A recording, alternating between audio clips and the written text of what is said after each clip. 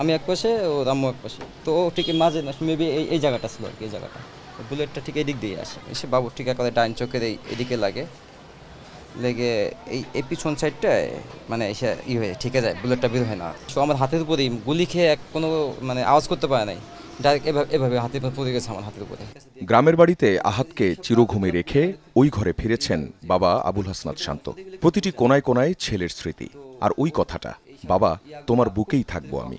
প্রাণটা ওর ঝরে গেছে বাবা মায়ের কোলেই। সেদিন সকালেও আমার বুকের ভিতরে এসে আমাকে বলতেছে যে আব্বু তোমার বুকের ভিতরে আমার অনেক ভালো লাগে, আমার অনেক ভালো লাগে তোমার বুকের ভিতরে, তুমি আমাকে থেকে যেও না, তুমি আমার কাছে থাকো, তুমি আমাকে অফিসে নিয়ে যাবার সাথে করে। এভাবে আমার কাছে খুব আবেগ ঘনপ্রবণ এভাবে বলতেছে। আসলে তো জানি না যে এটাই হয়তো শেষ বলা, ওর বুকে বাবার বুকে শেষ স্মৃতিটুকু এভাবে ছিল।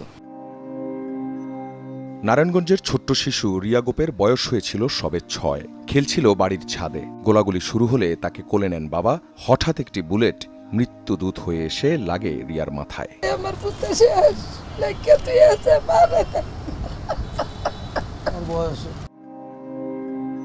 বাবার সাথে খামারে কাজ করত 13 বছরের মোবারক। দুধ বিক্রি করত বাসায় বাসায়। বড় আগ্রহ ছিল খেলাধুলায়। 19 জুলাই মিছিল দেখতে গিয়ে নিভে গেছে তার জীবন প্রদীপ। শুক্রবার দিন নাকি ওর মারে কইছে, মা আমার নেম প্লেট আইব। ও ছেলেটা খেলাধুলা করতো, নেম প্লেট আইব। নেম প্লেট তো বোঝে না ওর মায়। নেম প্লেট আইলো, আমার ছেলের ডেথ সার্টিফিকেট আর মেডিকেলের সার্টিফিকেট আর আজিমপুর গোরস্থানের সার্টিফিকেট সব আল্লাহ সার্টিফিকেট আইছে, আমার বলার নেম প্লেট আইছে।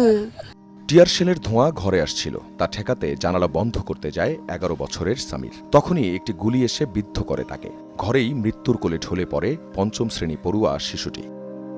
20 জুলাই বিকেল টিয়ার শেলের গ্যাসে রাজধানীর চিটাগাং রোড এলাকা ধোঁয়াচ্ছন্ন। খোঁজ পাওয়া যাচ্ছিল না 10 বছরের হোসাইনের। রাতে ঢাকা মেডিকেলে লাশের স্তূপের নিচে পাওয়া যায় তার মরদেহ। 18 জুলাই নরসিংদীতে গুলিবিদ্ধ হয়ে প্রাণ যায় 14 বছরের তাহমিদের। 9ম শ্রেণীতে পড়ত সে।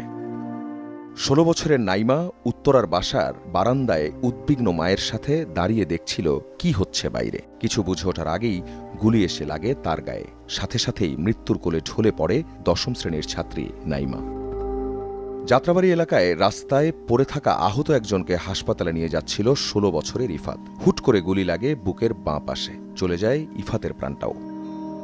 20 জুলাই বিকেলে এমনিভাবে সাভার এলাকায় প্রাণ যায় 14 বছর বয়সী সাদ মাহমুদের। কৌতূহলবশত সড়কে নেমেছিল সে। একটু ফুটবল খেলতে পছন্দ করতো।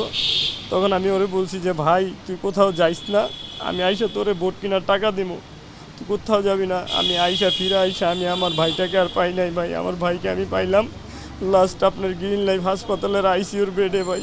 আমি আর আমার ভাইটাকে ফিরে পাই নাই ভাই। সহিংসতায় গুলিবিদ্ধ আর প্রাণ যাওয়াদের বেশিরভাগই শিশু, কিশোর আর তরুণ।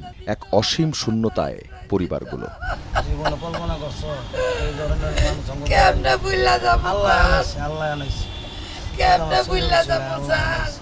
আখলাকুস সাফা, যমুনা নিউজ, ঢাকা।